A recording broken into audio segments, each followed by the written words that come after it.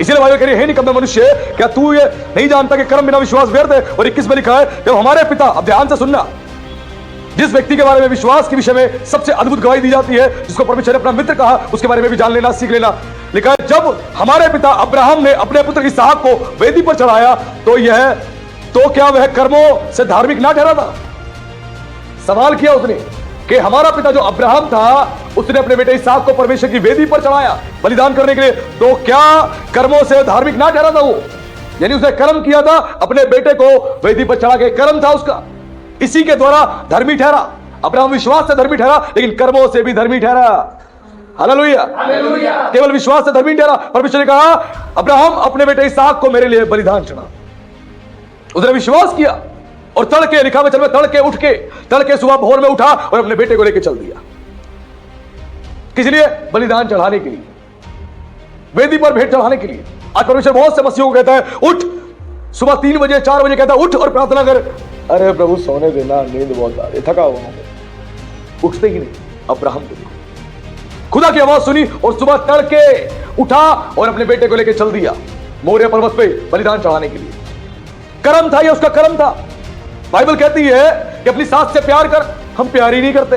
Bible कहती है उन्हें सताने वालों से प्यार कर, हम प्यार ही नहीं करते। अपने बड़ों की इज्जत कर, हम करते ही नहीं है। अपने भाई की इज्जत कर, हम करते ही नहीं है। पति के अधीन रहो, हम पति को अपने अधीन कर देते हैं। सुन रहे हो मेरी बात? ऐसे करना, ऐसे। कई पत्नियां होती हैं स्पेशियस प्रजाति, स्पेशियस प्रजाति की होती है। पति का एक एक चीज का हिसाब रखती है, एक एक चीज का, 1 रुपया भी इधर से इधर नहीं होना चाहिए, 1 रुपये का हिसाब रखती है। वो अलग ही प्रजाति की होती है। कहां गए तुम्हारे पैसे? ये कहां तुमने दिए? किसको तुमने ट्रांसफर किया? तुम्हारी पॉकेट में इतना पैसा था, कहां गया? बैंक में तो कहां गया? स्पेशियस प्रजाति की होती है, अलग ही तरीके दृष्टिकोण से देखती रहती है। इसलिए बाइबल क्या कहती है? अपनी अर्धांगिनी से संभल कर बोलना और परम मित्र पर भी भरोसा मत करना। कई होती है महिला, पति का एक एक चीज का हिसाब। कहां जा रहे हो, कहां जा रहे हो, कहां से आए हो? तुम्हारे बदन से अलग सी परफ्यूम की खुशबू आ रही है।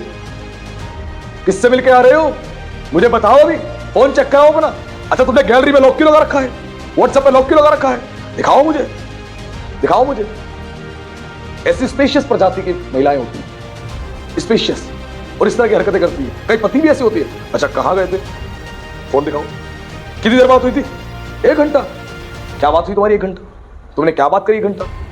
अच्छा ये बात हुई, ये बात हुई। अच्छा पूरी बात बताओ, 1 घंटे में क्या बात हुई? बात तो तुम्हारी 2 मिनट में खत्म हुई, 1 घंटा क्या बात हुई बताओ? 4 बार की कॉल आई हुई है। अच्छा मैसेज क्यों आया हुआ है? एक एक चीज का हिसाब। ये स्पेशियस प्रजाति की महिलाएं भी और पुरुष भी होते हैं, दोनों कम नहीं होते, ऐसे होते हैं।